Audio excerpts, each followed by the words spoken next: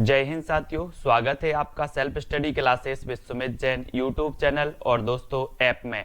दोस्तों बहुत सारे स्टूडेंट को ऐप डाउनलोड नहीं करते बन रहा है या फिर कर भी लिया है तो कोर्स भी नहीं देख पा रहे हैं। तो मैं आज उनको बता दूं कि ये जो सेल्फ स्टडी क्लासेस इस प्रकार से जब आप प्ले स्टोर से करते हैं तो ये आपका वेल जो है आइकन उसमें लगा हुआ है ना। तो इस प्रकार से सेल्फ स्टडी क्लासेस आपको सर्च करना है और ऐसे आइकन में आपको ऐप मिलने वाला है। ठीक है, तो दोस्तों हम देखें कि प्ले स्टोर में आपको इस प्रकार से दिखेगा ये सेल्फ स्टडी क्लासेस। ठीक है, ये प्ले स्टोर में आपको सेल्फ स्टडी क्लासेस का ऐप दिखने वाला है।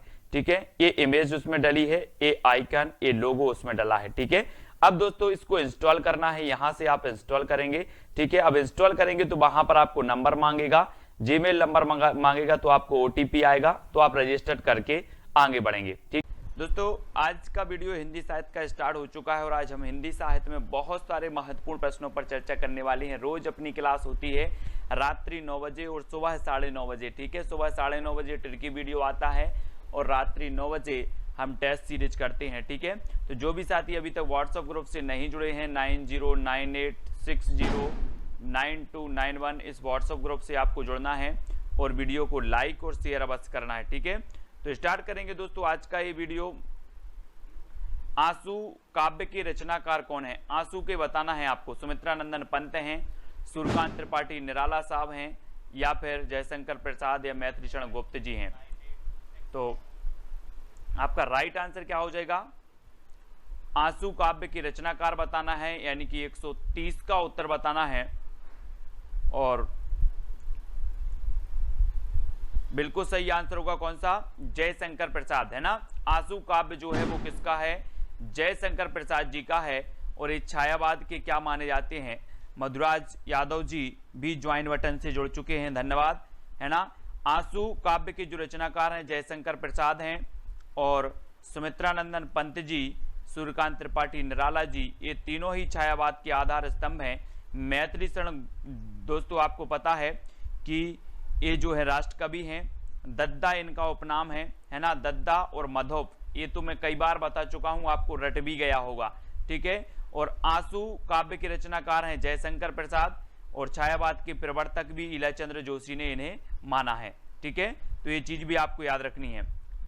अगला क्वेश्चन आपको बताना है, चंदन विष व्यापत नहीं लिपटे रहत भुजंग प्रस्तुत पंक्ति के रचयिता कौन है? सूरदास जी हैं, बिहारी हैं, कबीर हैं या फिर रहीम हैं। चंदन विष व्यापत नहीं लिपटे रहत भुजंग, इस पंक्ति के रचयिता बताने हमें यहां पर। तो उत्तर क्या हो जाएगा? ज्वाइन बटन पर जाएं, आप ज्वाइन बटन पर क्लिक करें कुरैशी जी, है ना। और वहां पर आपको प्लान दिया होगा, आप प्लान देख लें, सिल्वर, गोल्ड और डायमंड, है ना। फिर आपको उसमें से आप किससे पेमेंट कर रहे हैं, पेमेंट का जो है विवरण भरना होता है। तो ज्वाइन बटन पर सबसे पहले तो क्लिक करना होता है। ठीक है, फिर आपको आगे की प्रोसेस करनी होती है। हाँ, आज तार सप्तक का जो वीडियो था उसमें कुछ प्रॉब्लम हो गई थी और रहीम यानी कि कल आपका तार सप्तक का वीडियो आ जाएगा। और यहाँ पर चंदन विष व्यापत नहीं ये किसकी है? रहीम की है, यानी डी नंबर आपका बिल्कुल सही हो जाएगा, डी नंबर। ठीक है, अगला बताना, अमीय हलाहल मद भरे सेत श्याम रतनार जियत मरत झुक झुक परत जेहि चितबत एक बार, ये पंक्ति किसकी है? ये पंक्ति बतानी है आपको, किसकी है?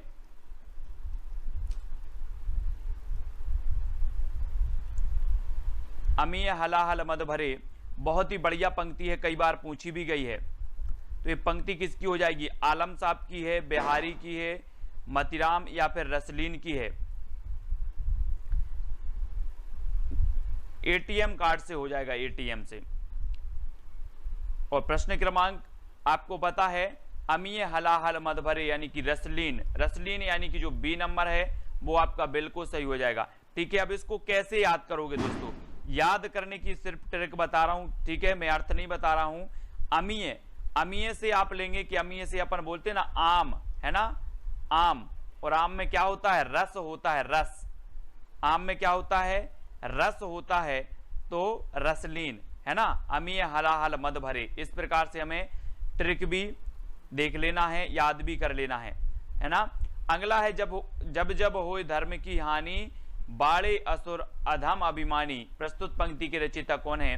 रसखान, बिहारी, तुलसीदास या फिर कबीर। 4 विकल्प हैं, 133 का उत्तर बताना है। देखो ज्वाइन मेंबर का आपको बता रहा हूं कि जितने भी ज्वाइन मेंबर हैं उनके कमेंट मुझे एक साथ मिलते हैं, जितने भी उनके कमेंट होते हैं वो मुझे एक साथ देखने को मिलते हैं। दूसरी बात, ज्वाइन वालों के लिए जो सेशन है वो अलग से चलेगा, यानी कि ज्वाइन मेंबर के जो वीडियो हैं वो केवल ज्वाइन मेंबर ही देख पाएंगे, दूसरे मेंबर नहीं देख पाएंगे, है ना। और तो ज्वाइन मेंबर के लिए और भी है, आपको आपका जो कमेंट है वो हाईलाइट होता है, आपको इमोजी दिया जाता है स्पेशल। और आपका बिल्कुल सही आंसर होगा तुलसीदास, जब जब होए धर्म की हानि बाड़े असुर अधम अभिमानी, यानी कि जो बी नंबर है वो बिल्कुल सही हो जाएगा। ठीक है, तुलसीदास जी के बारे में आपको पता है कि जो तुलसीदास जी हैं राम काव्य धारा के श्रेष्ठ कवि माने जाते हैं तुलसीदास जी, और बी नंबर आपका बिल्कुल सही होगा। परहित सरस धर्म नहीं भाई, पर पीड़ा सम नहीं अधमाई प्रस्तुत पंक्ति की रचयिता कौन है? रचयिता बताना है, रसखान जी हैं, बिहारी हैं, तुलसी हैं या फिर मीरा हैं। 4 विकल्प हैं, यानी कि 134 का उत्तर आपको बताना है। 134 में प्रश्न क्रमांक बताना है कि परहित सरस धर्म नहीं भाई, पर पीड़ा सम नहीं अधमाई। इसमें जो ये पंक्ति हो जाएगी ये भी किसकी है? तुलसीदास जी की ही है, यानी बी नंबर आपका बिल्कुल सही होगा। ठीक है, तुलसीदास जी की। हिंदी साहित्य के आरंभिक काल को आचार्य रामचंद्र शुक्ल ने क्या कहा है? आदिकाल कह दिया, वीरगाथा, चारण काल, सिद्ध सामंत काल, क्या कह दिया है?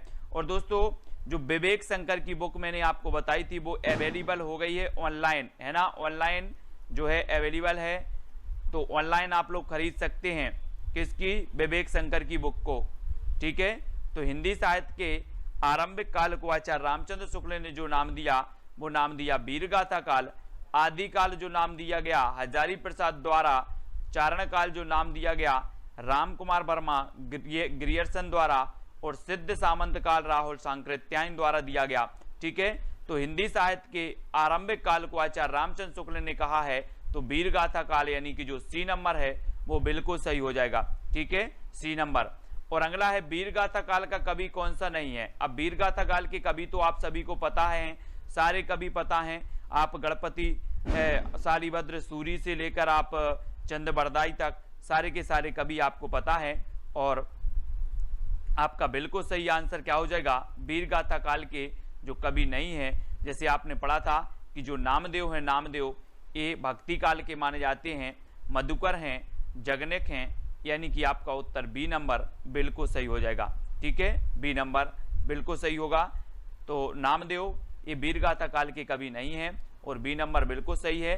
और अगला क्वेश्चन आपकी स्क्रीन पर है कि वीरगाथा काल के सर्वश्रेष्ठ कवि कौन माने जाते हैं? वीरगाथा काल के सर्वश्रेष्ठ कवि चंद्रबरदाई, जगनेक, दलपति विजय या फिर विद्यापति, कौन माने जाते हैं? सर्वश्रेष्ठ बताना है यहाँ पर। और दलपति विजय, इनकी एक खुमाण रासो रचना है, कौन सी है? खुमाण रासो, खुमाण रासो है। जगनिक की तो आला खंड आपको पता है, ठीक है, परमाल रासो जिसे कहा जाता है।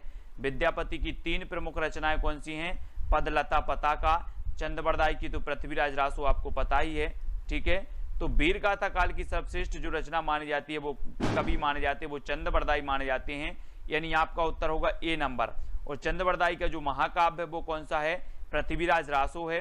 ठीक है, और ये हिंदी का प्रथम महाकाव्य है, चंद्रबरदाई हिंदी के प्रथम महाकवि हैं, है ना। तो ए नंबर आपका बिल्कुल सही होगा।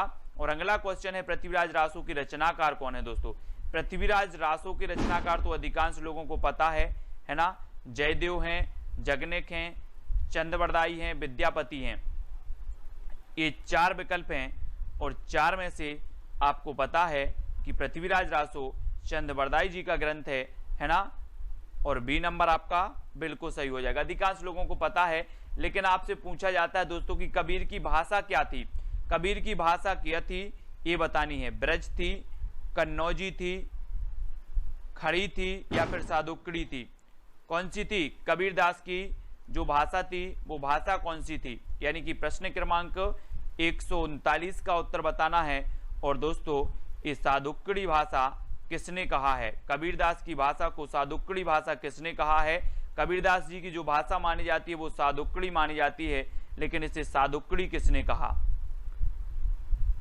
प्रश्न क्रमांक 139 का आपका उत्तर बताना है। सादुक्कड़ी इसे किसने कहा है? आपको ही उसका चयन करना है और बताना है।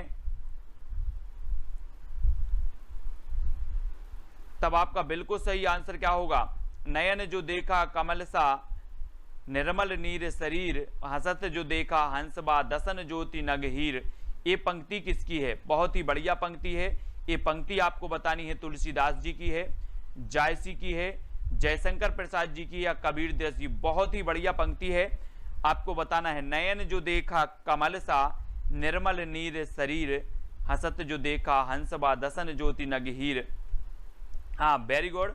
शुक्ल जी ने सादुक्कड़ी भाषा कहा है, बिल्कुल याद रख लेना है। हमने पढ़ा था कि पंचमेल खिचड़ी कहा था किसने? श्याम सुंदर दास ने। कबीर की भाषा को पंचमेल खिचड़ी। सादुक्कड़ी कहा रामचंद्र शुक्ल ने, ठीक है। बाणी का डिक्टेटर कहा हजारी प्रसाद द्विवेदी ने। ये क्वेश्चन हमेशा पूछे जाते हैं और यहां पर आपका सही उत्तर होगा जायसी, ठीक है। जायसी यानी कि जो सी नंबर है वो बिल्कुल सही है, जायसी बिल्कुल सही हो जाएगा। नयन जो देखा कमल सा निर्मल नीर शरीर, हसत जो देखा हंस बा दसन ज्योति नग हीर, जायसी जी की पंक्ति है। और जायसी जी का एक काव्य है, कौन सा काव्य है दोस्तों? कौन सा है? पद्मावत, है ना, पद्मावत है। और पद्मावत इनका श्रेष्ठ महाकाव्य और हिंदी का प्रथम प्रमाणिक महाकाव्य भी माना जाता है पद्मावत, ठीक है। तो याद रखना है।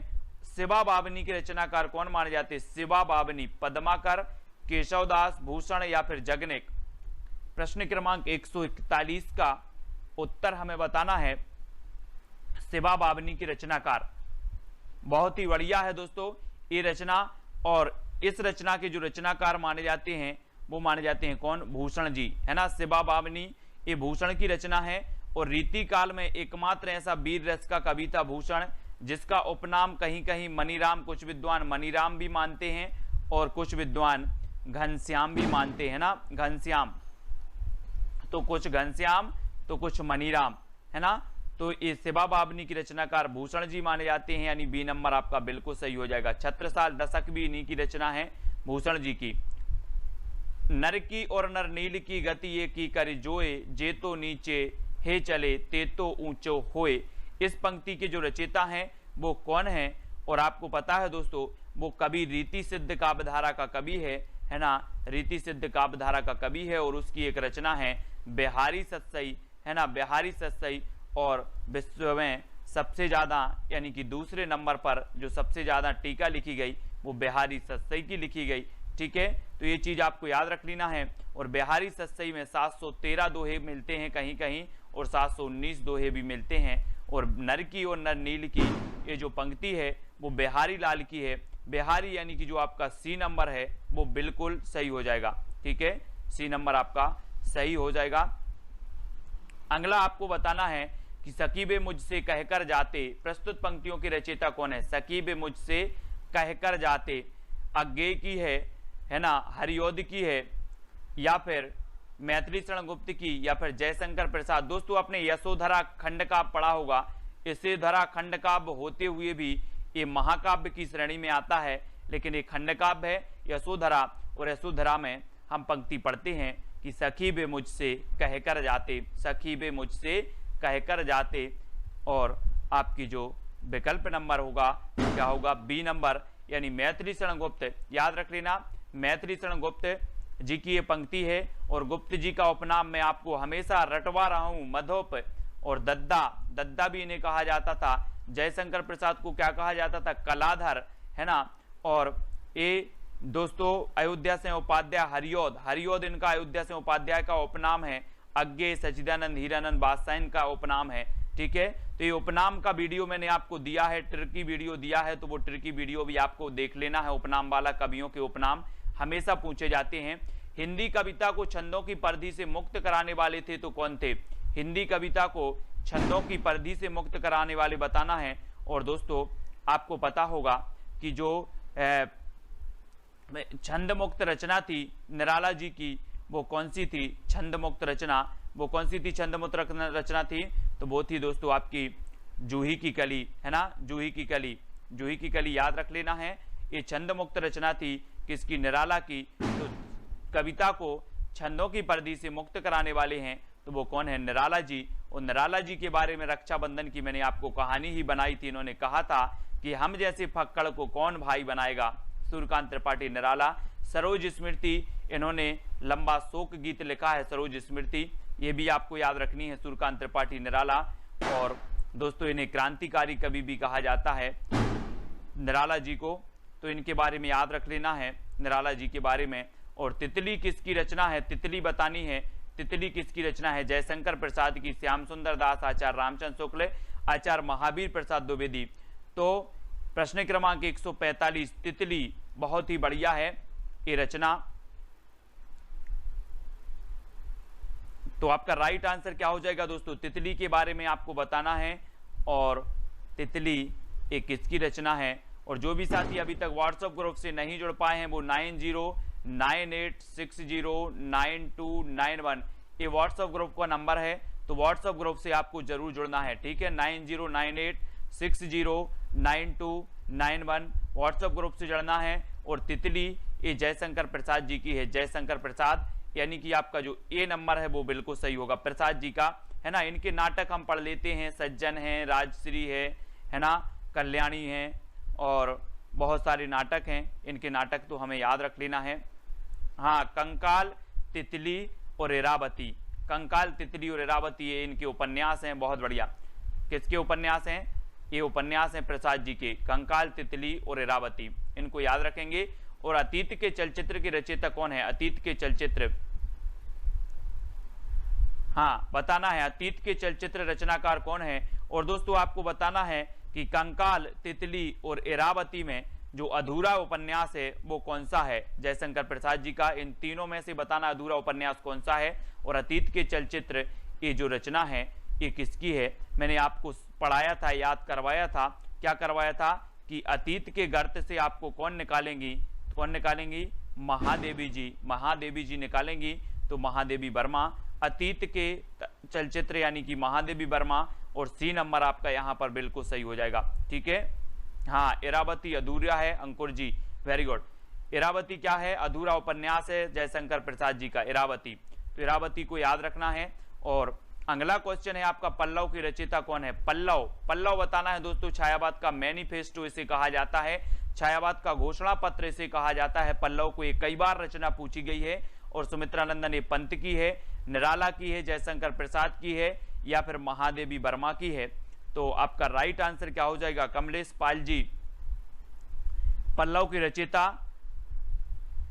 और सभी लोग ज्वाइन मेंबर जरूर बनेंगे, ज्वाइन बटन को जरूर दोस्तों आपको क्या करना है, खरीदना है ना। और ज्वाइन मेंबर आप बन सकते हैं चैनल के, ठीक है। तो ज्वाइन मेंबर बने। और सुमित्रा नंदन पंत की ये रचना है पल्लव, ठीक है। इनकी युगवाणी है, ग्राम्या है, ग्रंथि है, ठीक है। पंत की प्रकृति के चितेरे कवि इन्हें कहा जाता है, यानी कि आपका उत्तर होगा विकल्प नंबर ए नंबर आपका बिल्कुल सही हो जाएगा। और जो भी साथी व्हाट्सएप ग्रुप से नहीं जुड़े हैं वो प्लीज व्हाट्सएप और टेलीग्राम ग्रुप से जुड़ जाएं, जहां पर आपको जॉय सर निरंतर टेस्ट करवाते हैं, है ना, टेलीग्राम ग्रुप में। तो आपको व्हाट्सएप ग्रुप से जुड़ना है। व्हाट्सएप ग्रुप में मैंने आपको नंबर दे ही दिया है, 9098609291। इस नंबर पर आप करेंगे तो आपको लिंक मिल जाएगी तुरंत ही व्हाट्सएप और टेलीग्राम की। तो चिंतामणि के जो रचयिता माने जाते हैं वो कौन माने जाते हैं, चिंतामणि ये रामचंद्र शुक्ल जी का है, यानी कि जो सी नंबर है वो बिल्कुल सही है। और एक क्वेश्चन पूछा जाता है दोस्तों कि मनोविकार पर आधारित जो निबंध लिखे हैं, मनोविकार पर आधारित वो किसने लिखे हैं, तो वो शुक्ल जी ने लिखे हैं, है ना। जैसे करुणा की बात करें, करुणा भी इनका है, शुक्ल जी का, मनोविकार पर आधारित है। और यहाँ पर सी नंबर चिंतामणि आपका बिल्कुल सही हो जाएगा, ठीक है, सी नंबर। और अगला है जन्मेजय का नाग यज्ञ किसकी कृति है। ये जन्मेजय का नाग यज्ञ नाटक है दोस्तों। और ये नाटक किसका है ये बताना है, सेठ गोविंद दास का है, जयशंकर प्रसाद जी का है, या फिर लक्ष्मी नारायण लाल का, या फिर गोविंद बल्लभ पंत का है। कौन सा, जन्मेजय का नाग यज्ञ। ये कृति बतानी है, बहुत ही बढ़िया कृति है और पूछी जाती है, कई बार पूछी गई है दोस्तों। और आपको पता है कि यहाँ पर एक शब्द आया है नांग। कौन सा शब्द आया है? नांग। और नांग आपको पता है किसके गले में पड़ा रहता है? शंकर जी के। तो कौन होंगे? जयशंकर प्रसाद। बोले नांग आया है और नांग शंकर जी के गले में है, तो जयशंकर प्रसाद, यानी कि बी नंबर आपका बिल्कुल सही हो जाएगा। ठीक है, बी नंबर। अगला है, हम दीवानों की क्या हस्ती है, आज यहाँ कल वहां चले, है ना, मस्ती का आलम साथ चला, हम धूल उड़ाते जहां चले। प्रस्तुत पंक्ति के रचयिता कौन है? पंक्ति के बताना है। सियाराम शरण गुप्त हैं, भगवती चरण वर्मा हैं, सुभद्रा कुमारी चौहान या रामधारी सिंह दिनकर हैं। और मैंने आपको बताया है कई बार कि हम दीवाने हैं किसके? भगवती के। हम किसके दीवाने हैं? भगवती के दीवाने। आप बोलते ना कि दीवाना तेरा आया बाबा तेरे मंदिर में, इस प्रकार से माता तेरा मंदिर, इस प्रकार से एक बहुत ही बढ़िया भजन है, देवी गीत है ना। तो हम दीवानों की क्या हस्ती है, आज यहाँ कल वहां चले, मस्ती का आलम साथ चला। तो ये भगवती चरण वर्मा, यानी कि जो बी नंबर है वो बिल्कुल सही हो जाएगा। ठीक है, अगला है, सबसे पहले अपनी आत्मकथा हिंदी में किसने लिखी? सबसे पहले यहां पर विकल्प अनुसार बताना है दोस्तों आपको, है ना। 4 विकल्प हैं, 4 विकल्पानुसार इनमें से निम्नलिखित में से सबसे पहले अपनी आत्मकथा हिंदी में किसने लिखी, ये चीज आपको बतानी है। 4 विकल्प हैं। कुछ लोग तो कंफ्यूज हो जाते हैं कि यहाँ सबसे पहले आत्मकथा लिखी राजेंद्र प्रसाद ने, है ना, ऐसे बता देते हैं। लेकिन आपको पता है कि हिंदी की प्रथम आत्मकथा कौन सी मानी जाती है? अर्ध कथानक, है ना, अर्ध कथानक मानी जाती है। कौन की मानी जाती है अर्ध कथानक? बनारसीदास जैन जी की मानी जाती है। ठीक है, अर्ध कथानक। और दोस्तों ये आत्मकथा हिंदी में किसने लिखी? तो सत्य की खोज लिखी है किसने? राजेंद्र प्रसाद ने। सत्य की खोज, तो सत्य की खोज डी नंबर आपका बिल्कुल सही होगा। अर्ध कथानक हिंदी की प्रथम आत्मकथा बनारसीदास जैन की मानी जाती है। और अबला जीवन हाय तुम्हारी यही कहानी, आंचल में है दूध और आंखों में पानी, ये पंक्ति किसकी है? बहुत ही बढ़िया है। कहाँ से ली गई है, कौन से खंड काव्य से ली गई है, कौन सी रचना से ली गई है, ये चीज हमें बतानी है। और जिन भी साथियों ने पुराने ओल्ड पे वीडियो नहीं देखे हैं वो जरूर देखें। ट्रिकी वीडियो की आपकी 25 यानी कि 25 वीडियो ट्रिकी वीडियो के पहुंच चुके हैं आपके, जिसमें हमने साहित्य अकादमी से पुरस्कृत रचनाएं पढ़ी, कवियों के उपनाम पढ़े, व्यास सम्मान पढ़ा, ज्ञानपीठ पुरस्कार की रचनाएं पढ़ी। ठीक है, बहुत सारी रचनाओं को पढ़ा। और वो ट्रिकी वीडियो आपके अमेजिंग वीडियो हैं, बहुत ही बढ़िया वीडियो हैं। और अबला जीवन हाय तुम्हारी यही कहानी, आंचल में है दूध और आंखों में पानी, ये तो कई बार पंक्ति पूछी गई यशोधरा की। यशोधरा यानी कि जो सी नंबर आपका बिल्कुल सही हो जाएगा, है ना, ये यशोधरा की है। यशोधरा से ये पंक्ति ली गई है। और हिमालय के आंगन में उसे प्रथम किरणों का दे उपहार, उषा ने हंस अभिवादन किया और पहनाया हीरे का हार। तो ये पंक्ति किसकी रचयिता कौन है? पंक्ति के रचयिता, बहुत ही बढ़िया पंक्ति है। ये पंक्ति भी कई बार पूछी गई है दोस्तों कि हिमालय के आंगन में जो है उसे प्रथम किरणों का दे उपहार, उषा ने अभिवादन किया।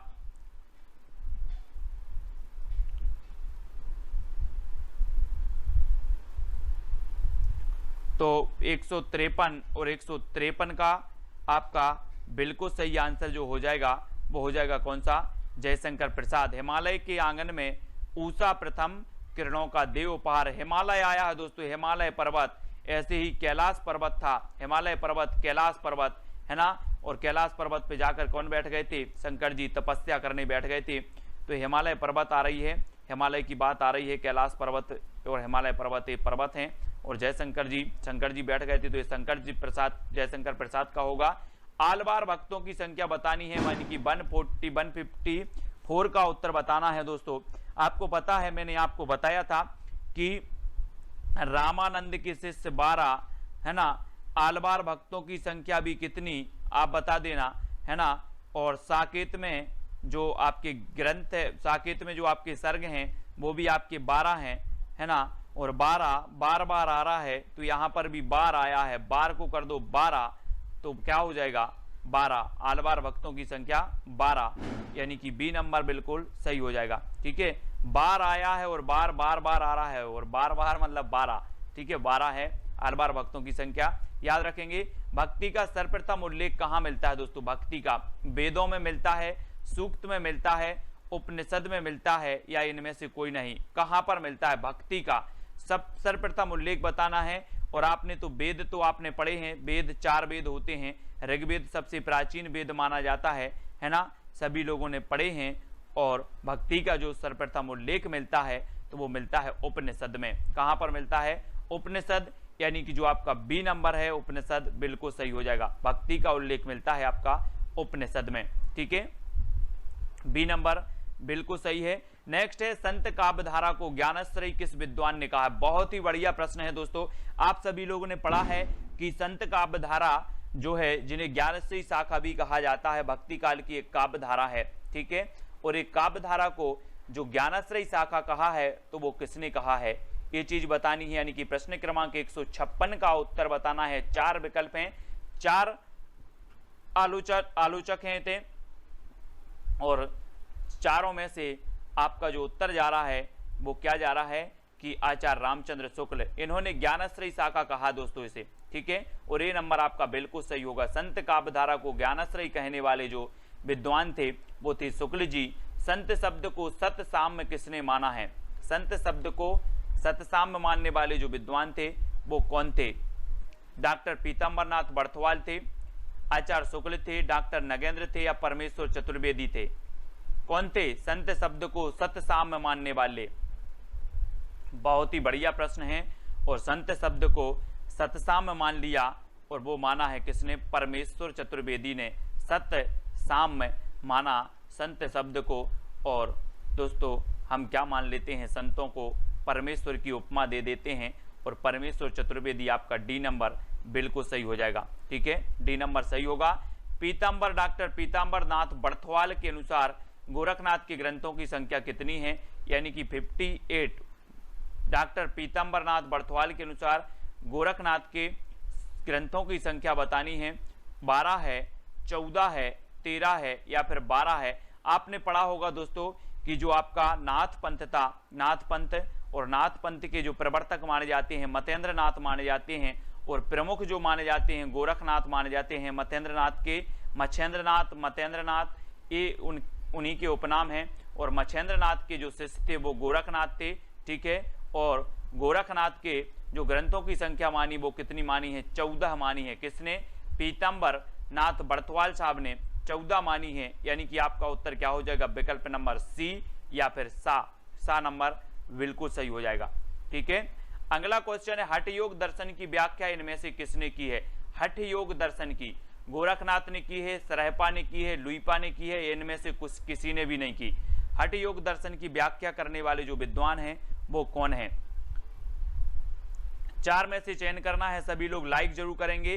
कल सुबह आपका तार सप्तक का वीडियो आएगा, है ना। तार सप्तक का जो कवि हैं उनका टिरकी वीडियो आएगा सुबह 9:30 बजे, और रोज रात्रि 9 बजे अपनी ये क्लास होती है, अध्ययन करते हैं बहुत सारी चीजों का। और एक हमने वीडियो आपको दिया है सहस्रा जी काय वाला दिया है, मिलती जुलती रचनाएं वाले। जैसे हम बहुत सारी रचनाएं ऐसी होती हैं जो मिलती जुलती एक ही नाम वाली होती हैं, विभिन्न विद्वानों की होती हैं, विभिन्न कवियों की होती हैं मिलती जुलती रचनाएं, और हम कंफ्यूज हो जाते हैं। कभी कभी जब मैं किसी रचना का कभी बताता हूं तो आप बोलते हो सर ये रचना तो उसकी है। तो मिलती जुलती रचना वाला जो वीडियो है वो सभी को देखना है। और इसके हठ योग दर्शन की जो व्याख्या की है वो किसने की है?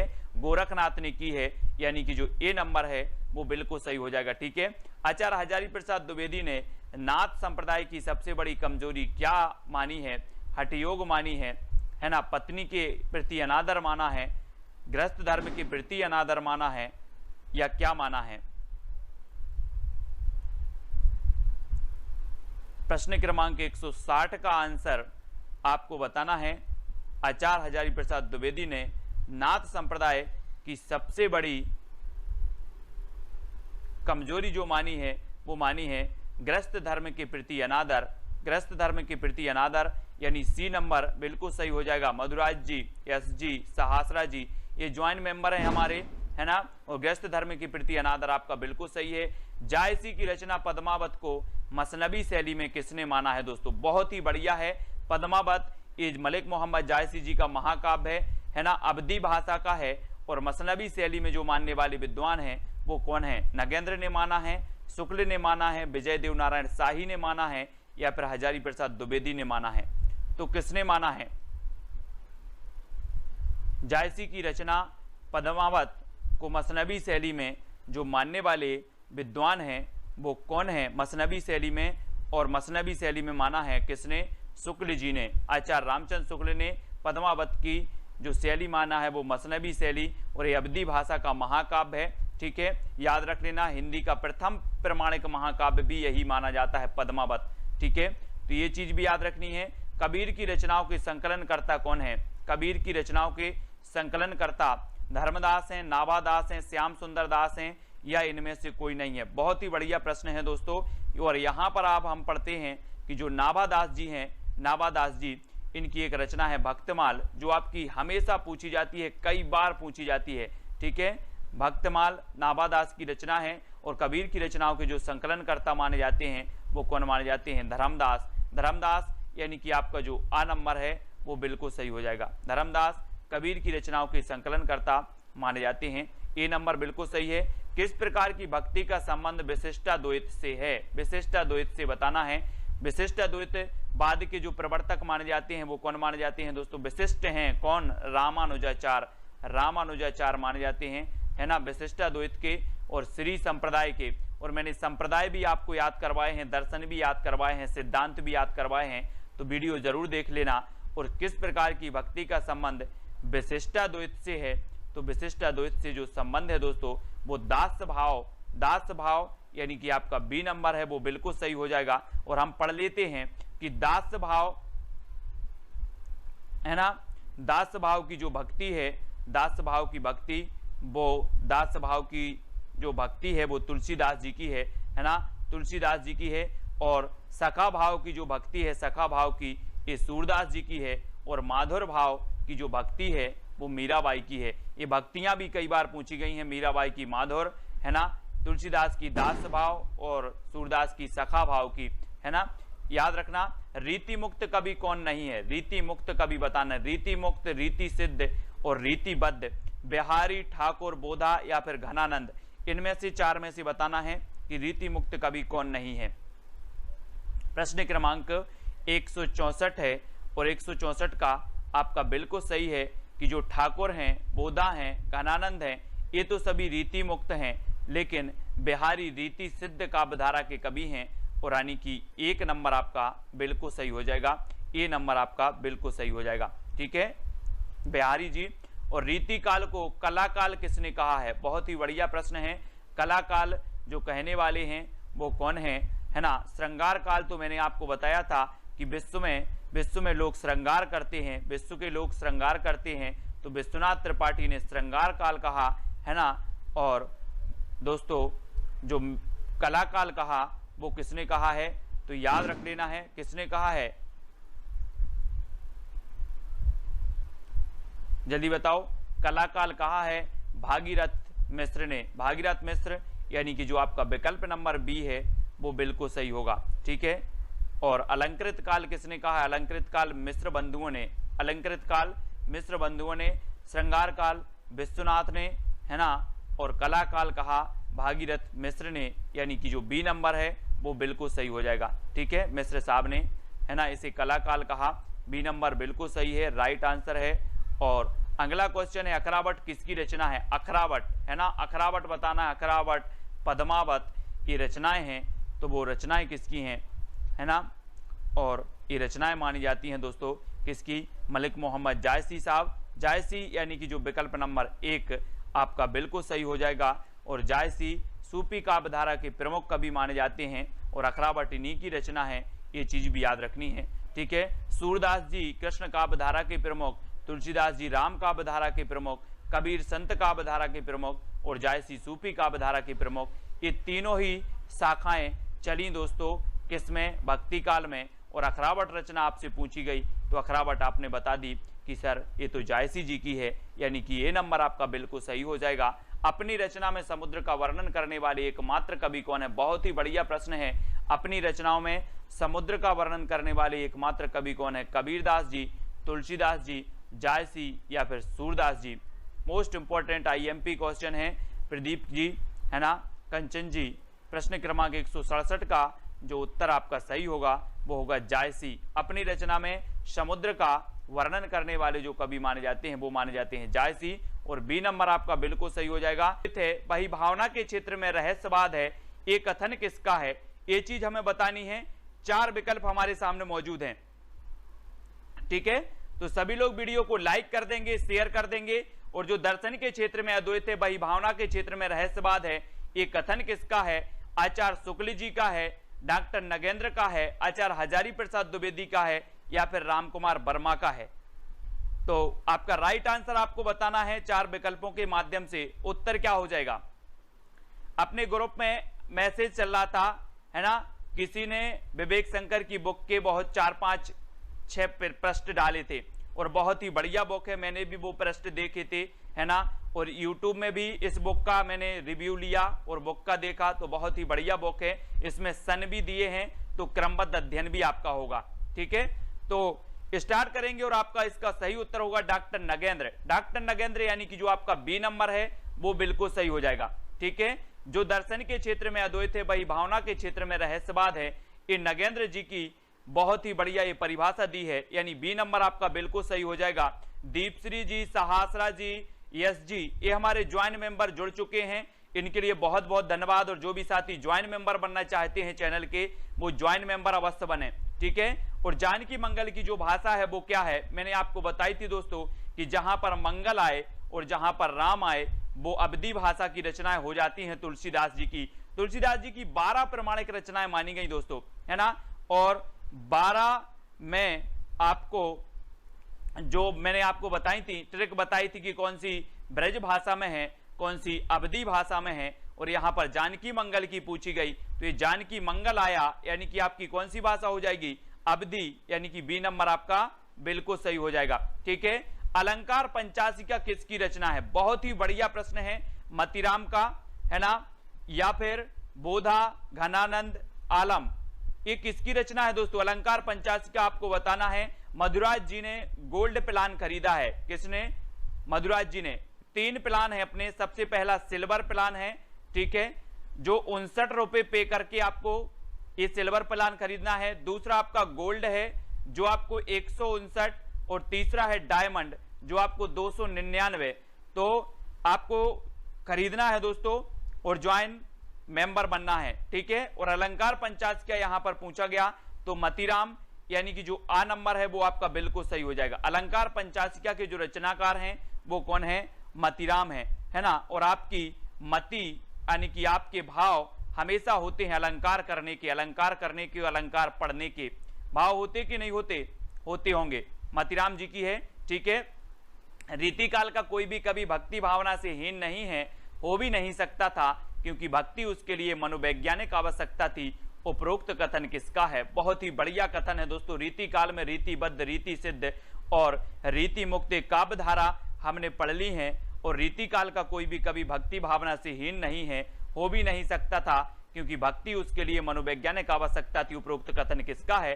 तो ये बुक जो है दोस्तों मैंने आपको जो बताई है, ये बुक सभी लोग खरीद लें, फिर मैं इसी बुक से आपको पढ़ाऊंगा, तो आपको बहुत ही मजा आएगा और आपका जो अध्ययन है वो बहुत ही अच्छा चलेगा, है ना। तो सभी लोगों को बुक खरीदना है, और रीतिकाल का कोई भी कभी भक्ति भावना से हीन नहीं है, हो भी नहीं सकता, ये जो कथन है ये डॉक्टर नगेंद्र साहब का है, यानी कि जो विकल्प नंबर आपका आ है वो बिल्कुल सही हो जाएगा, आ नंबर, ठीक है। आ नंबर आपका सही होगा। दोस्तों मैं कब से ढूंढ रहा था इस बुक को, रे आउट ऑफ स्टॉक चल रही थी, कौन सी? विवेक शंकर जी की, लेकिन अब जाके कहीं ये स्टॉक में है ना। रामचंद्रिका को छंदों का अजायब घर किसने कहा है? बहुत ही बढ़िया प्रश्न है। आपको पता होगा दोस्तों कि रामचंद्रिका एक केशवदास की भक्तिकालीन रचना मानी जाती है, और ये भक्तिकालीन जो रचना है दोस्तों इसे छंदों का अजायब घर कहा जाता है। और आपको पता होगा कि आदिकाल में एक रचना है पृथ्वीराज रासो है, और ये पृथ्वीराज रासो जो है दोस्तों इसे भी छंदों का अजायब घर कहा जाता है ना। हिंदी साहित्य डॉक्टर विवेक शंकर जी, और इसकी लिंक दी है आपकी डिस्क्रिप्शन में, मैंने लिंक दे दी है साइट की जहां से आप खरीद सकते हैं। साथ ही व्हाट्सएप नंबर भी, उस लिंक का जो संबंधित व्हाट्सएप नंबर है वो भी आपको दिया है। कहीं आपको दिक्कत होती है तो व्हाट्सएप नंबर में आप उनसे कंफर्म कर सकते हैं, और ये जो डिलीवरी है आपकी होम डिलीवरी हो जाएगी, ठीक है। तो रामचंद्रिका को छंदों का अजायब घर जो कहा है वो आचार्य शुक्ल ने कहा है, यानी कि जो आपका ए नंबर है वो सही हो जाएगा। ठीक है, रामचंद्रिका किसकी रचना है, तो ये केशव दास की है, केशव दास। तो ये चीज भी आपको केशव दास को याद रखना। इनकी रचना है दोस्तों रसिक प्रिया है, विज्ञान गीता है ना, विज्ञान गीता, रसिक प्रिया, छंदमाला, रामचंद्रिका, ये सारी रचनाएं किसकी हैं, केशव दास जी की हैं। ठीक है, निस दिन बरसत नैन हमारे, सदा रहत पावस ऋतु हम पे, जब ते श्याम सिधारे, पंक्ति किस कवि की है। 4 विकल्प हैं, 173 का आंसर आपको बताना है। तुलसी की है, सूर्य की है, बिहारी की है या फिर कबीर की है। निस दिन बरसत नैन हमारे, सदा रहत पावस ऋतु, तो उत्तर क्या हो जाएगा। हाँ, निकिता जी ने सेंड किया था, है ना, बहुत बढ़िया। और निस दिन बरसत नैन हमारे, सदा रहत पावस ऋतु हम पे, जब ते श्याम सिधारे, ये जो पंक्ति है प्रश्न क्रमांक 173, और 173 का उत्तर आपका सूरदास जी की है, और बी नंबर आपका बिल्कुल सही हो जाएगा, बी नंबर। ठीक है, सूरदास जी की बी नंबर आपका बिल्कुल सही है। नेक्स्ट है, रीतिकाल को जॉर्ज ग्रियर्सन ने कहा है, तो क्या कहा है दोस्तों।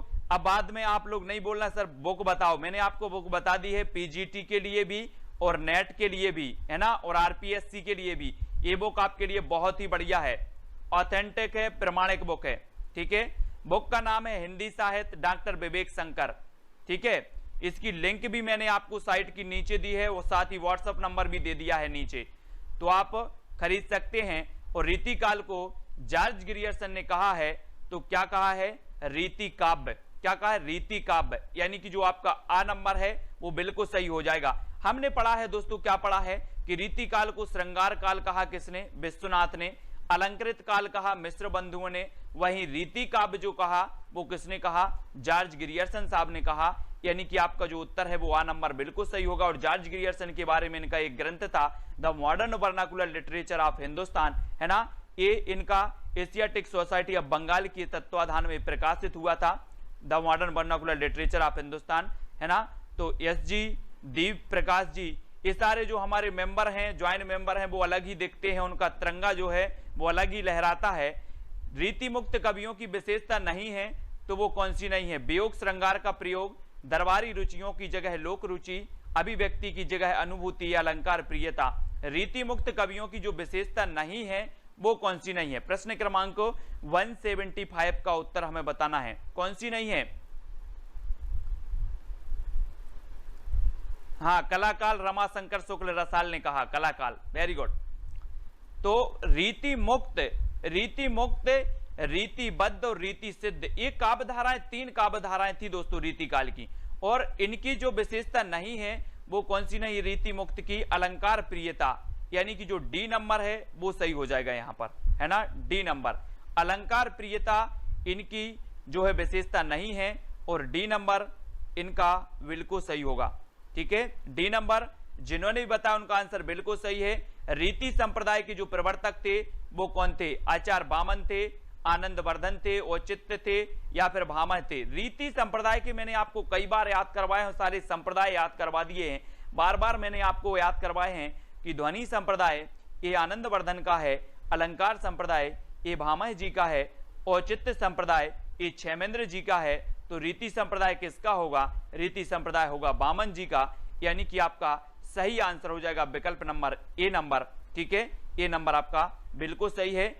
बिहारी के काव्य को हाथी दांत के टुकड़ों पर महीन पच्चीकारी का नाम दिया, बहुत ही बढ़िया है दोस्तों, ये किसने दिया, बहुत ही बढ़िया प्रश्न है कि बिहारी के काव्य को हाथी दांत के टुकड़े पर महीन पच्चीकारी का नाम किसने दिया है, या महीन पच्चीकारी का नाम देने वाले जो विद्वान हैं वो कौन, आचार्य रामचंद्र शुक्ल जी हैं, हजारी प्रसाद द्विवेदी हैं, या फिर रामकुमार वर्मा, या फिर नगेंद्र हैं। तो कौन है ये हमें बताना है। 4 विकल्प हैं, 4 में से आपको सही बताना है। और प्रश्न क्रमांक 177 का आंसर आपका जो बिल्कुल सही होगा वो आचार्य शुक्ल ने, यानी कि आपका जो ए नंबर है वो बिल्कुल सही हो जाएगा। ठीक है, बिहारी के काव्य को हाथी दांत के टुकड़े पर महीन पच्चीकारी का नाम दिया, तो वो शुक्ल जी ने दिया है। और इस शुक्ल के कथन बड़े संभाल कर रखना है, क्योंकि ये हमेशा परीक्षाओं में पूछ लिए जाते हैं, है ना। अगला है, रीति काव्य धारा के प्रेम और श्रृंगार को गृहस्थिक कहा है, तो किसने कहा है दोस्तों। रीति काव्य धारा के प्रेम और श्रृंगार को गृहस्थिक किसने कह दिया, डॉक्टर नगेंद्र साहब ने कह दिया, बिलास शर्मा ने, नामवर सेन ने, या फिर महावीर प्रसाद द्विवेदी ने? किसने कह दिया? गृहस्थिक। और अब जब रीति काल में बहुत सारे लोगों ने प्रेम और श्रृंगार की बात की, वहीं एक कवि था भूषण, जिसने वीर रस की जो है काव्य रचना की है, और भूषण का नाम घनश्याम और मनीराम था, जो हम आपको हमेशा बताते हैं, यानी कि आप तक रट गया होगा। और जो डॉक्टर नगेंद्र हैं, रीति काव्यधारा के प्रेम और श्रृंगार को गृहस्थिक कहा है, तो डॉक्टर नगेंद्र ने कहा है, यानी कि जो आपका आ नंबर है वो बिल्कुल सही हो जाएगा, ए नंबर आपका बिल्कुल सही होगा। किस कवि को भक्तिकाल और रीतिकाल दोनों में स्थान प्राप्त है? केशवदास को, मतीराम को, घनानंद को, या चिंतामणि को? किसको है दोस्तों भक्तिकाल और रीतिकाल दोनों में स्थान प्राप्त? प्रश्न क्रमांक 179 का उत्तर आपको बताना है, और 179 का आपका बिल्कुल सही आंसर होगा कि केशवदास। केशवदास यानी कि जो आपका ए नंबर है वो बिल्कुल सही हो जाएगा। किस कवि को भक्तिकाल और रीतिकाल दोनों में स्थान प्राप्त है? तो वो है केशवदास को, क्योंकि इनकी जो केशवदास जी की रामचंद्रिका रचना है, रामचंद्रिका है ना, ये जो रचना है दोस्तों रामचंद्रिका, ये बहुत ही बढ़िया है और ये भक्तिकालीन मानी जाती है। छंदों का अजायब घर भी इसे कहा जाता है। ठीक है, तो केशवदास आपका ये नंबर बिल्कुल सही हो जाएगा, किसी का भी गलत नहीं होना चाहिए। बिल्कुल सरल प्रश्न है, लेकिन छंदमाला रचना हमेशा पूछी जाती है। ये किसकी है? भिखारीदास की है। भिखारीदास की तो हमने काव्य निर्णय, काव्य श्रृंगार निर्णय, ये भिखारीदास की पढ़ी थी रचनाएं। चंद्रबरदाई की तो हमने पढ़ी है, महाकाव्य इनका पढ़ लिया। पृथ्वीराज रासो, मैत्री शरण गुप्त के भी हमने पढ़े हैं, भारत भारती, साकेत, खंड काव्य भी इनका पढ़ा है मैत्रेय गुप्त का। तो छंदमाला जो रचना है ये किसकी है? केशवदास, है ना, केशवदास, यानी कि आपका उत्तर सी नंबर, सा नंबर बिल्कुल सही हो जाएगा। केशवदास की रचना का नाम है छंदमाला, और विकल्प नंबर जो आपका सी है वो बिल्कुल सही हो जाएगा। ठीक है, सी नंबर। और भारत 8वां विश्व हिंदी सम्मेलन कहाँ हुआ था? दोस्तों जो हिंदी सम्मेलन है वो आपको याद रखना है, पहला, दूसरा, तीसरा, चौथा, ये हिंदी सम्मेलन आप सभी को याद रखने, यहां से क्वेश्चन पूछे ही जाते हैं। ठीक है, तो 8वां विश्व हिंदी सम्मेलन कहाँ हुआ था? भारत में, न्यूयॉर्क में, मॉरिशस में, या फिर सूरीनाम में? आपको पता होगा दोस्तों कि पहला जो हुआ था वो कब हुआ था? नागपुर में हुआ था, अपने नागपुर, है ना, नागपुर में हुआ था पहला, और 2015 में भोपाल में हुआ था, है ना, और 8वां विश्व हिंदी सम्मेलन जो हुआ था वो न्यूयॉर्क में हुआ था, यानी कि आपका जो विकल्प नंबर बी है न्यूयॉर्क, न्यूयॉर्क आपका बिल्कुल सही हो जाएगा। एक शहर है अमेरिका का न्यूयॉर्क, जहां पर यूनिसेफ का मुख्यालय है। किसका मुख्यालय? यूनिसेफ का, ये न्यूयॉर्क में है, और बी नंबर आपका यहां पर बिल्कुल सही होगा। ठीक है, ये 8वां विश्व हिंदी सम्मेलन न्यूयॉर्क में हुआ। भंवर गीत किसकी रचना है दोस्तों? भंवर गीत नंददास की है, नावादास की है, कुंभन दास की है, सूरदास जी की है। यहां पर दोस्तों ये क्या है, आपने पढ़ा होगा अष्टछाप। अष्टछाप की स्थापना 1565 में हुई थी, 1565 में। लेकिन यहां पर यही पूछा जाता है कि निम्न में से बताइए कौन अष्टछाप का कवि नहीं है, है ना। बहुत सारे लोग कुंभन दास को बता देते हैं, लेकिन वास्तव में है नावादास। नावादास ये अष्टछाप के कवि नहीं माने जाते। इनकी एक रचना मानी जाती है, कौन सी? भक्तमाल। और भंवर गीत जो रचना है वो किसकी है? नंददास जी की है ना। अपन ने नंद की भंवर पाड़ दी थी, बोले नंद की भंवर पाड़ दो, है ना। तो नंददास हैं, और नंददास भी दोस्तों याद रख लेना विठल नाथ के शिष्य थे नंददास। ए नंबर आपका यहाँ पर बिल्कुल सही हो जाएगा, आ सही हो जाएगा। ठीक है, श्रृंगार रस के विरोधी कवि कौन माने जाते हैं? श्रृंगार रस के विरोधी कवि यानी कि कबीरदास, सुंदरदास, तुलसीदास, या फिर नंददास, कौन माने जाते हैं श्रृंगार रस के? आपको पता होगा दोस्तों कि जो संत काव्यधारा थी, संत काव्यधारा में सबसे जो पढ़े लिखे थे वो श्रृंगार विरोधी थे। वो पढ़े लिखे कौन थे? सुंदरदास, है ना, सुंदरदास। ये सुंदर थे दोस्तों, इसलिए इनको श्रृंगार की जरूरत नहीं थी, इसलिए इन्होंने कहा कि यार हम श्रृंगार रस का विरोध करेंगे, है ना। ये सुंदर थे, इसलिए सुंदर को श्रृंगार की जरूरत नहीं थी, इसलिए इन्होंने श्रृंगार रस का विरोध कर दिया। ऐसे याद कर लेंगे। और सबसे पढ़े लिखे थे तो सुंदरदास थे, और इन्होंने विरोध भी किया काय का? श्रृंगार रस का, यानी कि बी नंबर आपका बिल्कुल सही होगा। सोहिला किसकी रचना है? ये कई बार पूछी गई दोस्तों। सोहिला की रचनाकार कौन है? गुरु अंगद हैं, गुरु नानक हैं, गुरु रामदास हैं, या फिर गुरु अर्जुन देव हैं? अर्जुन देव भी यहां पर डी नंबर आपका अर्जुन देव है। तो कौन है? हाँ, सुंदर लोगों को सजने की जरूरत नहीं होती है।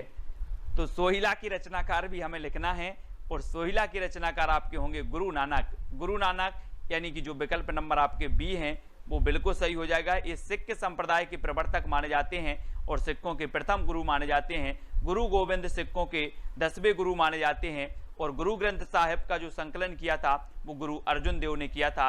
ये चीज भी आपको याद रखनी। हमेशा पूछा जाता है कि गुरु ग्रंथ साहिब का संकलन किसने किया था, तो गुरु अर्जुन देव ने किया था। ठीक है, और जो फिलहाल सोहिला आपसे पूछा गया तो सोहिला रचना किसकी है, गुरु नानक देव की। ठीक है, तो बी नंबर आपका बिल्कुल सही होगा। रुक्मणी मंगल के रचयिता कौन है? रुक्मणी मंगल तुलसीदास जी हैं, नंददास जी हैं, लालदास जी हैं, ईश्वरदास जी हैं। ये चार में से बताना है रुक्मणी मंगल की रचना, है ना। और रुक्मणी मंगल इसके जो रचयिता माने जाते हैं। अब वो नहीं लगा देना कि सर मंगल आ गया, ये मंगल तो आ गया है लेकिन ये मंगल वाली रचना नहीं है अपनी। और ये किसकी है, जल्दी से बताओ। ये दोस्तों नंददास की रचना है। किसकी? नंददास। रुक्मणी मंगल की रचयिता है नंददास, जानकी मंगल की रचयिता है तुलसीदास। इसलिए कंफ्यूज नहीं होना, है ना। बहुत सारे लोग ए लगा देंगे, अभी देखो ये नहीं लगाना है। ये रुक्मणी मंगल नंददास जी की रचना है, जानकी मंगल तुलसीदास की रचना है ना। कंफ्यूज नहीं होना रुक्मणी मंगल और जानकी मंगल में, है ना। तो याद रख लेना, रुक्मणी जी आपको पता है श्री कृष्ण से संबंधित हैं और जानकी जी राम से संबंधित हैं। तो जानकी राम से संबंधित यानी कि राम काव्यधारा के तुलसीदास, और रुक्मणी कृष्ण से संबंधित तो कृष्ण काव्यधारा के नंददास। इसलिए रुक्मणी मंगल नंददास की और जानकी मंगल तुलसीदास की। इस प्रकार से याद कर लेंगे। अगला देख लो, द्वैता द्वैतवाद के प्रवर्तक कौन है? मध्वाचार्य हैं, रामानुजाचार्य हैं, रामानंद हैं या फिर निम्बार्क हैं। द्वैता द्वैतवाद हमने आपको याद करवाया था दोस्तों। कैसे करवाया था? ट्रिक किसी को अगर याद है तो वो बता देंगे। कैसे? नींबू दे दे, नींबू दे दे के हम परेशान हो गए। हमने आपको याद करवाई थी दे दे, तो यहां पर आ गया क्या? दे दे, और दे दे के हम क्या परेशान हो गए? नींबू दे दे के परेशान हो गए, है ना। तो कौन होंगे? नींबू से आपका बनेगा निम्बार्काचार्य। ये द्वैता द्वैतवाद के कौन होंगे? प्रवर्तक होंगे। यानी आपका उत्तर क्या हो जाएगा? विकल्प नंबर डी। ठीक है, डी नंबर आपका बिल्कुल सही है। अब गलत नहीं करना कोई भी, बहुत सारे लोग बी बता रहे हैं, बी नहीं बताना है ना। द्वैता द्वैतवाद के कौन है? निम्बार्काचार्य, क्योंकि नींबू दे दे के हम क्या हो गए? परेशान हो गए, नींबू। ठीक है, तो डी नंबर बिल्कुल सही होगा। अबदू गगन मंडल घर कीजिए, ये पंक्ति किसकी है? कबीर की, जायसी, सूरदास या फिर तुलसीदास की। अबदू गगन मंडल घर कीजिए, बहुत ही बढ़िया रचना है। और ये रचना किसकी मानी जाती है? दीप प्रकाश जी। किसकी मानी जाती है? अबदू गगन मंडल रस घर कीजिए। और ये मानी जाती है कबीरदास जी की। किसकी? कबीरदास, यानी कि आपका जो ए नंबर है कबीरदास जी की, ये बिल्कुल सही होगा। अबदू गगन मंडल घर कीजिए। ठीक है, हाँ, नींबू का अचार दे दो, अंकुर जी पनवर, नींबू का अचार दे दो। अगला, हृदय की मुक्तावस्था को रस दशा किसने माना है ना। बहुत सारे लोग हैं जो ट्रिक बनाना भी सीख गए हैं, ट्रिक से पढ़ना भी सीख गए हैं और याद करना भी सीख गए हैं। पहले क्या होता था कि बहुत सारी रचनाएं थी। बहुत सारे स्टूडेंट दोस्तों ये बोलते हैं कि सर आपने हिंदी साहित्य में इंटरेस्ट ला दिया। मेरा बिल्कुल मन नहीं करता था, रचनाएं याद नहीं होती थी, इंटरेस्ट नहीं, मतलब मन नहीं लगता था हिंदी साहित्य में।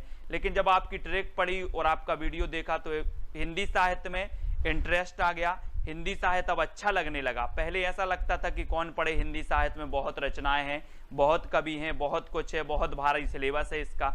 लेकिन अब क्या है कि अच्छा लगने लगा और याद होने लगा और लगता है कि पढ़ते ही रहें, ऐसा। ठीक है, तो हृदय की मुक्तावस्था को रस दशा किसने माना? आचार्य शुक्ल ने, डॉक्टर नगेंद्र ने, डॉक्टर हजारी प्रसाद द्विवेदी या फिर राम कुमार वर्मा ने।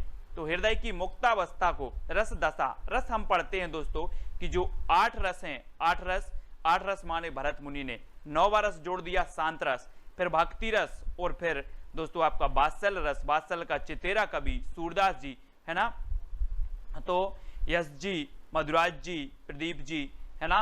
हृदय की मुक्तावस्था को रसदशा यानी कि आचार्य शुक्ल ने कहा, यानी कि जो आ नंबर है वो आपका बिल्कुल सही हो जाएगा। हृदय की मुक्तावस्था को रसदशा किसने माना है? तो आचार्य शुक्ल जी ने माना है, ये नंबर आपका बिल्कुल सही होगा।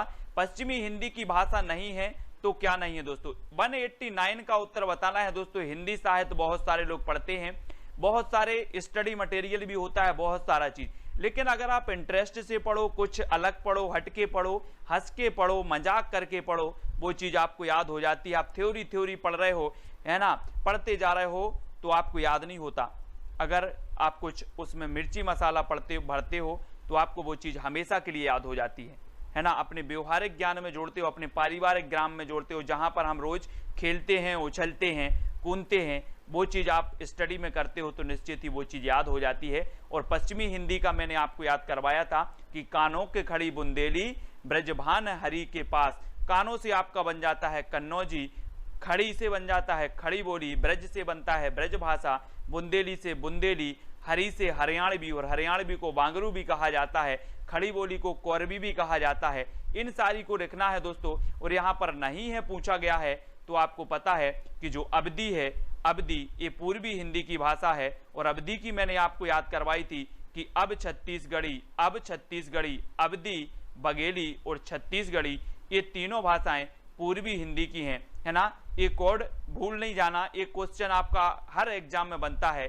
पूर्वी हिंदी पश्चिमी हिंदी से हर एग्जाम में एक क्वेश्चन बनता है ना। ये आपको याद रखना है। कौन सा संचारी भाव नहीं है, शोक, अमर्ष, हर्ष या फिर गर्व। संचारी भाव बताना है, 4 विकल्प हैं। और संचारी भाव आपको पता है कितने होते हैं, 33 संचारी भाव हमने पढ़े हैं, लेकिन 34वां संचारी भाव माना है किसने, छल नामक संचारी भाव मान लिया देव कवि ने, है ना। सभी को पता है, रटा हुआ है। अगर ये क्वेश्चन पूछा भी जाता है कि 34वां संचारी भाव जो माना है वो किसने माना है, तो देव कवि ने। यानी कि आपका यहां पर जो उत्तर होगा वो होगा शोक। संचारी भाव नहीं है तो शोक नहीं है। शोक क्या है दोस्तों, स्थायी भाव की श्रेणी में आता है ना। तो हम बोलते ना कि जहां पर शोक नामक स्थायी भाव जागृत होता है वहां पर आपका करुण रस हो जाता है, ठीक है। तो याद रख लेना, ये शोक स्थायी भाव है, संचारी भाव नहीं है, यानी कि ए नंबर आपका बिल्कुल सही होगा। रीति के लिए मार्ग शब्द का प्रयोग किसने किया, रीति के लिए मार्ग शब्द का प्रयोग बताना है दोस्तों, किसने किया है। रीति संप्रदाय के जो प्रवर्तक माने जाते हैं वो कौन माने जाते हैं, बामन माने जाते हैं, बामन, है ना। और रीति शब्द के लिए जो मार्ग शब्द का प्रयोग करने वाले हैं बामन हैं, शुक्ल हैं, कुंतक या फिर भरत मुनि हैं। सारे लोग वीडियो को लाइक जरूर करेंगे, एक जो अंगूठा है अपना वो दबा देना, ठीक है, लाइक जरूर करना है। बहुत सारे लोग लाइक नहीं कर पाते हैं क्योंकि उनके अंगूठे में दर्द होता है, और जहां दर्द होता है वहां बामन आपको लगा देना है। आ नंबर आपका बिल्कुल सही हो जाएगा, ए नंबर सही। रीति के लिए मार्ग शब्द का जो प्रयोग करने वाले हैं वो बामन है, और ए नंबर आपका बिल्कुल सही होगा, ठीक है। आचार्य मम्मट के अनुसार काव्य का उद्देश्य क्या होता है, क्या होता है। काव्य यश प्रदान करता है, काव्य अर्थ प्रदान करने का साधन होता है, काव्य व्यवहार का ज्ञान होता है, या उपरोक्त सभी। आचार्य मम्मट के अनुसार काव्य का उद्देश्य क्या होता है दोस्तों। मम्मट के अनुसार बताना है ना। आप पाश्चात्य काव्य शास्त्र में और भारतीय काव्य शास्त्र पढ़ते हो, और यहां पर आपको बताना है कि मम्मट के अनुसार काव्य का जो उद्देश्य होता है वो हो जाता है क्या, काव्य यश प्रदान करता है, ये भी होता है, काव्य अर्थ प्रदान करने का साधन है, ये भी होता है, काव्य व्यवहार का ज्ञान होता है, ये भी आपका होता है। तब आपका जो उत्तर होगा वो उपरोक्त सभी, यानी कि जो डी नंबर है वो बिल्कुल सही हो जाता है, ठीक है। अगला आपको बताना है, नाट्य शास्त्रकारों द्वारा अमान्य रस कौन सा है। अमान्य रस शांत है, विवश है, करुण है या फिर अद्भुत है। नाट्य शास्त्र द्वारा कारों द्वारा अमान्य रस कौन सा है, यानी कि 193 का उत्तर बताना है। और आपका जो उत्तर हो जाएगा वो हो जाएगा शांत रस। शांत यानी कि जो आपका ए नंबर है वो बिल्कुल सही है, शांत। नाट्य शास्त्रकारों द्वारा अमान्य जो रस है वो शांत रस माना जाता है, ठीक है। ए नंबर आपका बिल्कुल सही हो जाएगा। ज्वाइन कर लें।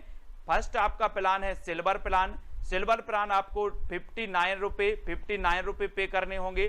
फिर गोल्ड प्लान है जिसमें आपको 159 रुपये पे करने होंगे। फिर आपका डायमंड प्लान है दोस्तों जिसमें 299 रुपये आपको पे करने होंगे, और आप बन जाएंगे दोस्तों हमारे ज्वाइन मेंबर, ठीक है। तो जो भी साथी ज्वाइन मेंबर बनना चाहते हैं वो ज्वाइन मेंबर बन सकते हैं, और वीडियो को लाइक करके शेयर अवश्य करें। इसी प्रकार से सुबह 9:30 बजे आपका ट्रिकी वीडियो आता है और रात्रि 9 बजे आपकी हिंदी की टेस्ट सीरीज होती है, ठीक है। तो बहुत बढ़िया, वीडियो को लाइक और शेयर अवश्य करें। आज की वीडियो के लिए बस। जय हिंद साथियों, स्वागत है आपका self study classes with Sumit Jain YouTube channel और दोस्तों ऐप में। दोस्तों बहुत सारे स्टूडेंट को ऐप डाउनलोड नहीं करते बन रहा है या फिर कर भी लिया है तो कोर्स भी नहीं देख पा रहे हैं। तो मैं आज उनको बता दूं कि ये जो सेल्फ स्टडी क्लासेस इस प्रकार से जब आप प्ले स्टोर से करते हैं तो ये आपका वेल जो है आइकन उसमें लगा हुआ है ना। तो इस प्रकार से सेल्फ स्टडी क्लासेस आपको सर्च करना है और ऐसे आइकन में आपको ऐप मिलने वाला है। ठीक है, तो दोस्तों हम देखें कि प्ले स्टोर में आपको इस प्रकार से दिखेगा ये सेल्फ स्टडी क्लासेस। ठीक है, ये प्ले स्टोर में आपको सेल्फ स्टडी क्लासेस का ऐप दिखने वाला है। ठीक है, ये इमेज उसमें डली है, ये आइकन, ये लोगो उसमें डला है। ठीक है, अब दोस्तों इसको इंस्टॉल करना है, यहां से आप इंस्टॉल करेंगे। ठीक है, अब इंस्टॉल करेंगे तो वहां पर आपको नंबर मांगेगा, जीमेल नंबर मांगेगा, तो आपको ओटीपी आएगा, तो आप रजिस्टर करके आगे बढ़ेंगे। ठीक